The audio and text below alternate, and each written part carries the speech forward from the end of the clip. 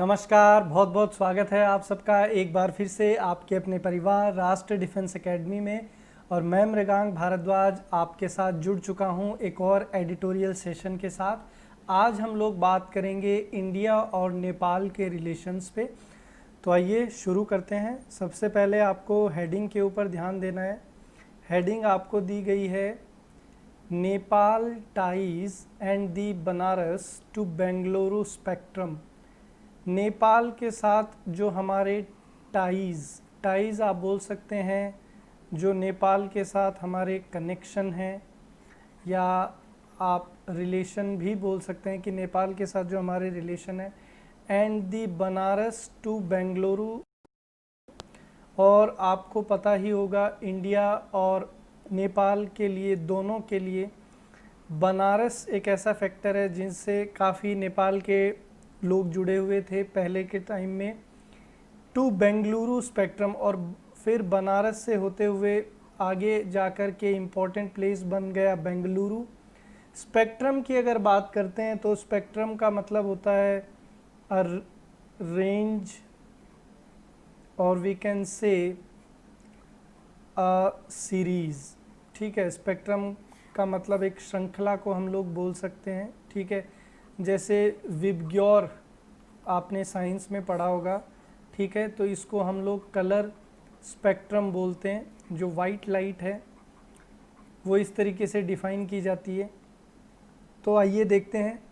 India needs a new prism to view its relationship with its Himalayan neighbour.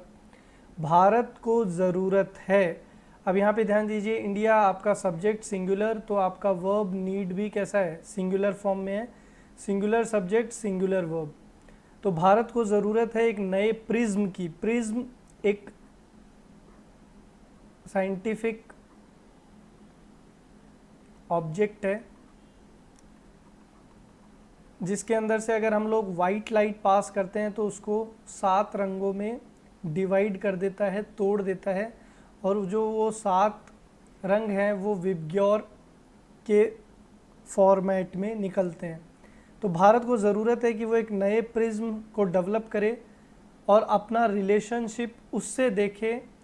किसके साथ? अपने Himalayan पड़ोसी के साथ। और हिमालयन पड़ोसी कौन है भारत का? नेपाल। तो ज़रूरत है इस समय कि भारत नेपाल के साथ अपने रिश्तों को एक नए नज़रिए से देखे।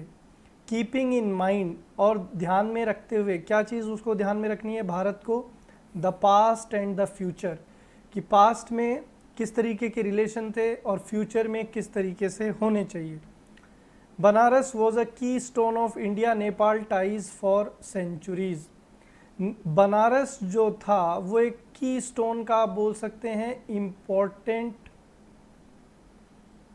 पॉइंट या इम्पोर्टेंट फील्ड आप बोल सकते हैं, या इम्पोर्टेंट सेक्टर आप बोल सकते हैं। तो बनारस जो है वो भारत और नेपाल के रिश्तों के लिए शताब्दियों से एक इम्पॉर्टेंट प्लेस रहा है। BP Koirala, the doyen of democratic politics in Nepal. BP Koirala ji जो नेपाल की लोकतांत्रिक राजनीति का एक बहुत बड़ा नाम है, तो आप बोल सकते हैं एक आइडियल पर्सनैलिटी, आप एक बोल सकते हैं बड़ा लीडर। ठीक है, was a resident of the city. वो भी कहाँ के रहने वाले थे? बनारस के रहने वाले थे। ठीक है, आपको नहीं पता हो तो बता देता हूँ, नेपाल में काफ़ी समय तक मोनार्ची थी, राजतंत्र था। थोड़े ही समय पहले वहाँ पे डेमोक्रेसी शुरू हुई है, लोकतंत्र शुरू हुआ है। सो टू वॉज पुष्पालाल श्रेष्ठा, और जिस तरीके से बीपी कोइराला जी थे उसी तरीके से पुष्पालाल श्रेष्ठा भी थे, one of the founders of the communist party of Nepal. और वो भी नेपाल की जो कम्युनिस्ट पार्टी है उसके एक फाउंडर मेंबर रहे हैं। अब यहाँ ग्रामर के दृष्टिकोण से ध्यान दीजिएगा, जब भी हमको ग्रामर में ये स्ट्रक्चर मिलता है one plus of plus noun, तो यहाँ पे आने वाला नाउन हमेशा कैसा होता है?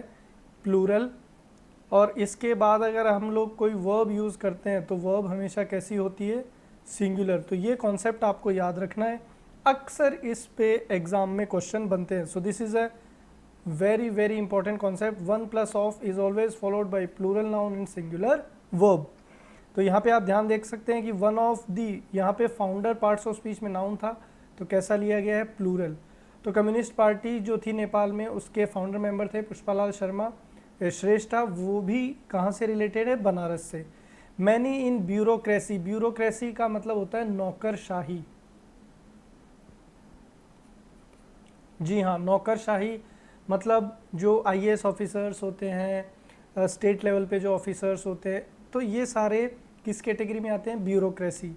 And politics had studied at Banaras Hindu university, ज़्यादातर जो ब्यूरोक्रेसी में ऑफिसर्स हैं नेपाल में या पॉलिटिशियंस की बात करें तो उन्होंने सब ने कहाँ पे पढ़ाई की है, बनारस में। और बनारस में कहाँ, Banaras Hindu Vishwavidyalaya BHU, had studied at Banaras Hindu university.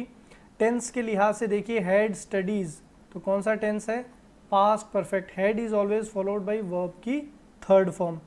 तो बनारस हिंदू यूनिवर्सिटी जो कि वाराणसी में है, वहाँ पे इन्होंने पढ़ाई करी थी। ज़्यादातर जो ब्यूरोक्रेट्स हैं, पॉलिटिशियंस हैं नेपाल के। And Nepal's intellectual software was largely coded there, और नेपाल का जो ज़्यादातर बुद्धिजीवी वर्ग है वो कहाँ से बिलोंग करता है, नेपाल का बनारस से बिलोंग करता है। यानी ज़्यादातर जो लोग हैं, जो बुद्धिजीवी हैं नेपाल के, वो कहाँ से पढ़ लिख के आए हैं, बनारस हिंदू विश्वविद्यालय से पढ़ लिख कर के आए हैं।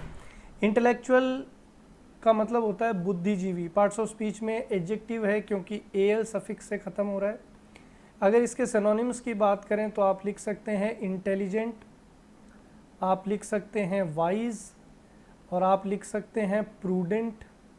ठीक है, तो ये सारे किसके सिनोनिम्स हैं, इंटेलिजेंट के। आगे देखिए, till the 1980s an easy and affordable way to reach Kathmandu was to fly from Banaras. 1980 तक की अगर बात करें तो हम लोग आसानी से नेपाल से भारत और भारत से नेपाल पहुंच सकते थे।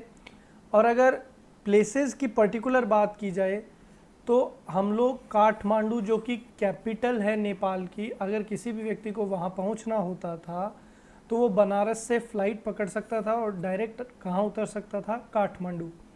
Then the flights stopped as takers become insufficient, लेकिन धीरे धीरे फ़्लाइट्स कम हो गई क्योंकि वहाँ पे जो लोग थे जो भारत से जाते थे या नेपाल से जो आते थे तो उनका कामकाज कम हो गया। ठीक है, कम लोग आने लगे, वहीं पे लोग ज़्यादा एजुकेशन लेने लगे नेपाल में ही, तो इसलिए फ़्लाइट्स धीरे धीरे बंद हो गई। Today one of the most profitable sectors for Nepal airlines is Kathmandu Bengaluru.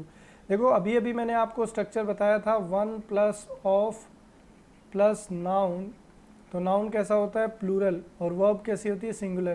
तो मैंने आपसे कहा था कि देखिए काफ़ी इंपॉर्टेंट स्ट्रक्चर है, बार बार आएगा। और देखिए यहाँ पे आ गया है दोबारा, वन प्लस ऑफ, तो यहाँ पे जो नाउन है सेक्टर्स वो प्लूरल है, प्रॉफिटेबल एडजेक्टिव है, एबल सफिक्स से ख़त्म हो रहा है, मोस्ट सुपरलेटिव डिग्री, और सुपरलेटिव डिग्री से पहले आर्टिकल द।